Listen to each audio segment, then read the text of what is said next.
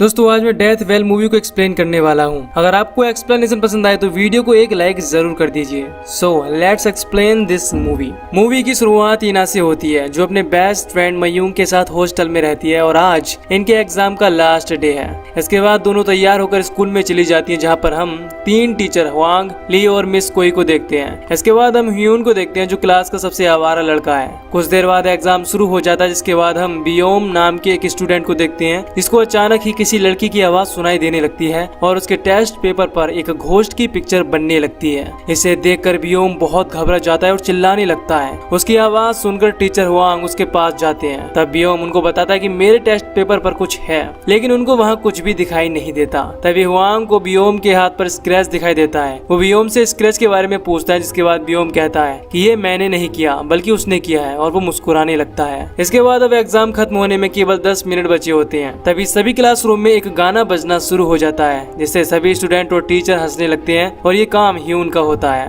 Exam खत्म होने के बाद सभी टीचर की एक मीटिंग बुलाई जाती है।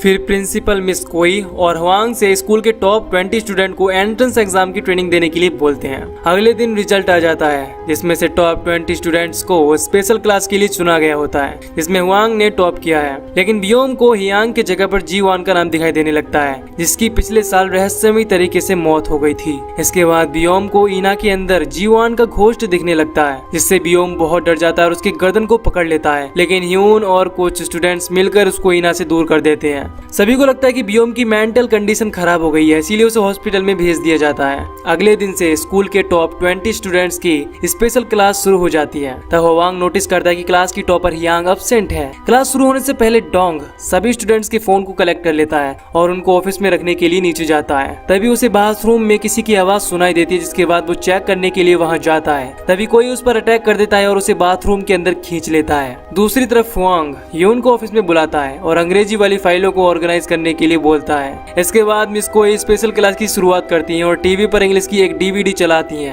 तभी अचानक से टीवी पर क्लास की टॉपर हियांग दिखने लगती है। इसे किसी ने एक गिलास के अंदर बंद करके रखा हुआ था और उस गिलास में अब धीरे धीरे पानी भी भर रहा था। हियांग को इस कंडीशन में देखकर सभी परेशान हो जाते हैं। इसके बाद मिस कोई हेल्प के लिए कॉल करने की कोशिश करती है लेकिन अचानक से उनका फोन भी बंद पड़ जाता है। इसीलिए वो ईना को ऑफिस में भेजती है। इसके बाद ईना ऑफिस में आकर हुआंग को हियांग के बारे में बताती है। इसे देखकर हुआंग और ली भी परेशान हो जाते हैं। तभी पूरे स्कूल में एक अनाउंसमेंट शुरू हो जाती है कि तुम सबका फिर से टेस्ट होगा और क्वेश्चन का आंसर नहीं मिलने पर सब एक एक करके मारे जाओगे। अगर किसी ने भी स्कूल से बाहर जाने की कोशिश की तो वो भी मारा जाएगा। इसके बाद अनाउंसमेंट होता है कि तुम्हें पहला क्वेश्चन दे दिया गया है और अगर हियांग की जान बचानी है तो जल्दी से उसके जवाब दो। इसके बाद हियांग के गिलास वाले केज में पानी भरने लगता है। ये देखकर सभी लोग घबरा जाते हैं। अब हुआंग और ह्यून भी क्लासरूम में जाती है और ली केबल को चेक करने लगता है। इसके बाद वो देखता है कि किसी ने केबल को खराब कर दिया है। उसे लगता है कि ये ह्यून ने किया है, इसीलिए वो ह्यून के ऊपर बहुत गुस्सा हो जाता है, लेकिन ये काम ह्यून का नहीं था। इसके बाद दोनों के बीच बहस हो जाती है।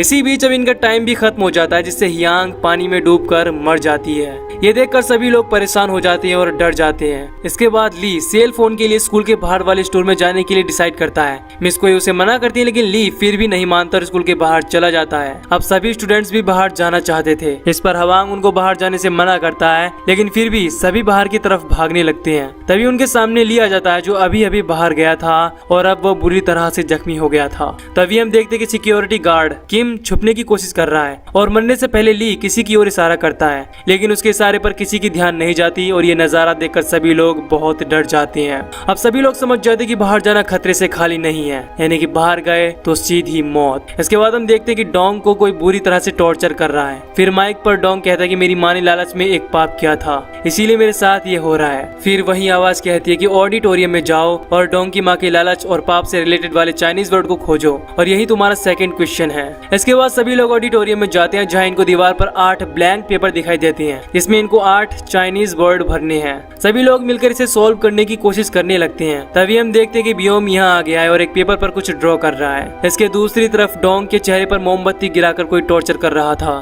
तभी ईना को याद आता है कि डोंग की मॉम उसकी ग्रेड से सेटिस्फाइड नहीं थी। तब हुआंग कहता है कि इसका आंसर होगा be satisfied and stop then no danger awaits. लेकिन अब इनका टाइम खत्म हो जाता है। तभी डोंग की डेड बॉडी ऑडिटोरियम में गिरती है जिसका पूरा चेहरा मोमबत्ती से भर गया था और उसे बुरी तरह से टॉर्चर किया गया था। डोंग की इस हालत को देखकर मयूंग की पैंट गीली हो जाती है। फिर इनको पता चलता है कि अब जी वुक भी गायब हो गया है। ये सुनकर ईना ह्यून को लेकर ऑफिस में जाती है और एग्जाम के टॉपर की लिस्ट देखती है, जिसमें पहला नाम हियांग का था जो सबसे पहले गायब हुई थी, और दूसरा नाम डोंग का था जो हियांग के बाद गायब हुआ था, और तीसरा नाम जी बुक का था जो अभी अभी गायब हुआ है। इससे दोनों को समझ में आ जाता है कि स्टूडेंट्स को रैंकिंग के सीक्वेंस से मारा जा रहा है। ईना बहुत डर जाती क्योंकि चौथे नंबर पर मयूंग और 5वें नंबर पर उसका नाम था। इधर सुजिन अपने कुछ फ्रेंड्स के साथ छुपने का प्लान बनाती है जिससे कातिल इन तक नहीं पहुंच सके। मयूंग भी डरी होती है, इसीलिए वो भी सुजिन से मिल जाती है। इसके बाद ये सब बाथरूम जाने के बहाने से यहाँ से भाग जाते हैं। दूसरी तरफ ह्यून ईना से प्रॉमिस करता है कि मैं हमेशा तुम्हें प्रोटेक्ट करूंगा और तुम्हें कुछ नहीं होने दूंगा।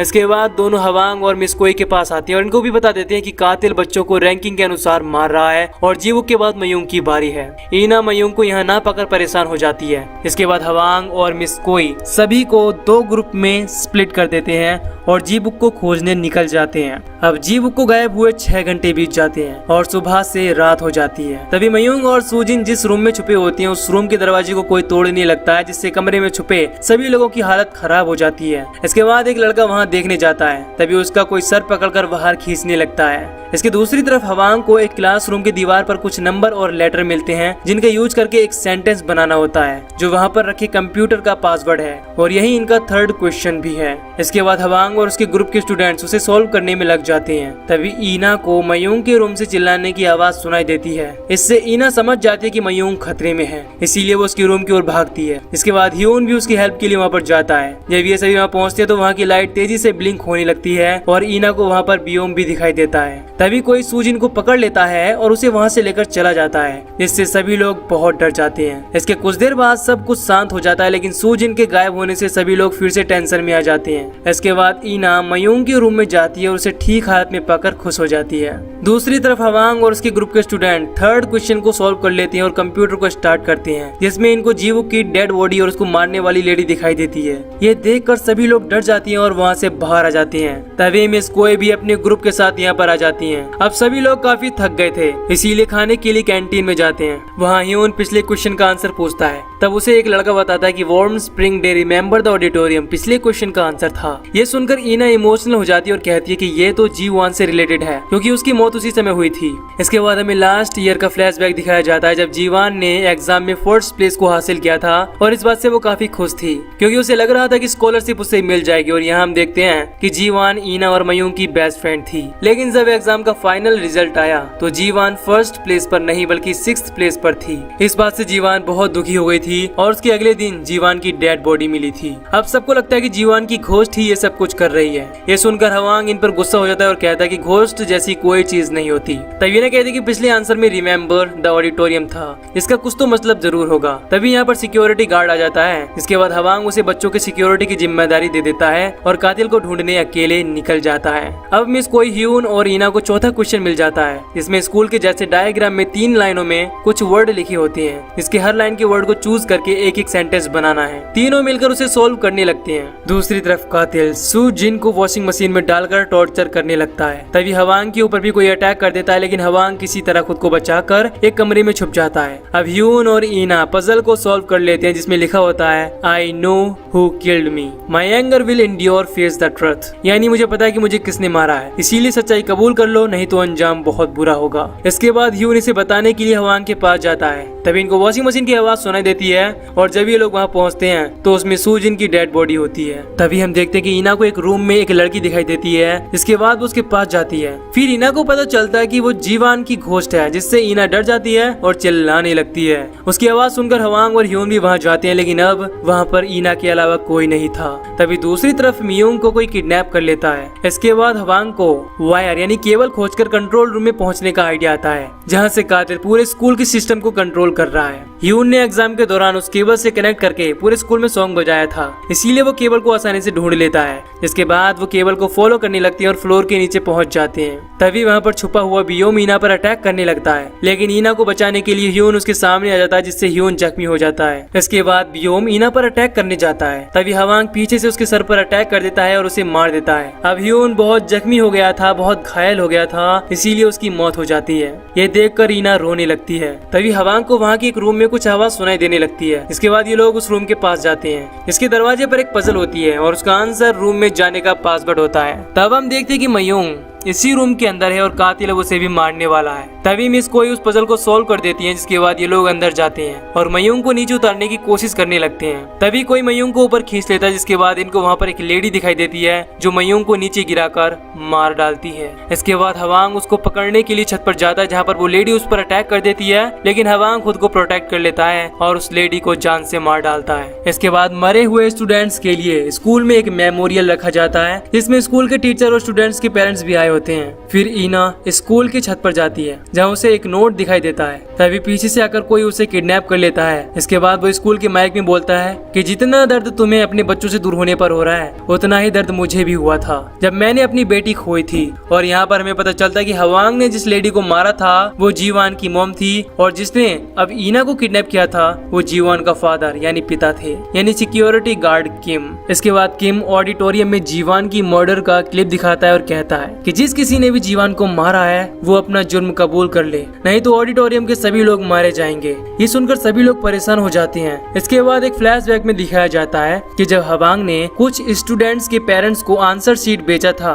तो जीवान ने देख लिया था, और जब फाइनल रिजल्ट में उसे फर्स्ट प्लेस नहीं मिला तो उसकी वजह से वो एलाइट यानी उच्च वर्ग की क्लास में नहीं जा पाई, जिसके लिए वो हार्ड वर्क कर रही थी। इसीलिए जीवान ने इसके बारे में बोर्ड से कंप्लेंट करने के लिए धमकी दी थी, जिसके बाद हवांग ने उसका मर्डर कर दिया था। लेकिन जीवान ने मर्डर के समय अपने फोन में ये सब रिकॉर्ड कर लिया था, और उसके पेरेंट्स ने जब उस वीडियो को देखा था तब उन्होंने डिसाइड किया कि वो हवांग और उन सभी बच्चों को मार देंगे जो जीवान की मौत के जिम्मेदार हैं। और ब्योम ने भी हवांग को ऐसा करते देख लिया था, जिसकी वजह से वो पागल होता गया क्योंकि जीवान की खोज उसे हंट कर रही थी। अब हवांग बिल्कुल पागल हो जाता है और एक कुल्हाड़ी लेकर ऑडिटोरियम में इधर उधर भागने लगता है, जिसके बाद अब सबको पता चल जाता है कि हवांग ही जीवान का कातिल है। इसके बाद हवांग कुछ स्टूडेंट्स पर अटैक करने जाता है, तभी वहाँ किम आ जाता है और उसे जख्मी कर देता है। इसके बाद सभी स्टूडेंट्स और पेरेंट्स ऑडिटोरियम से भाग जाते हैं और मिस कोई ईना को फ्री कर उसे बचा लेती है। इसके बाद हम देखते हैं कि किम हवांग को कुल्हाड़ी से अटैक करके मार देता है, और लास्ट सीन में हमें दिखाया जाता है कि ईना ने फाइनल एग्जाम में टॉप कर लिया है। और यहाँ ये भी रिवील होता है कि जीवान ने शुरुआत से ही ईना को पजेस किया था,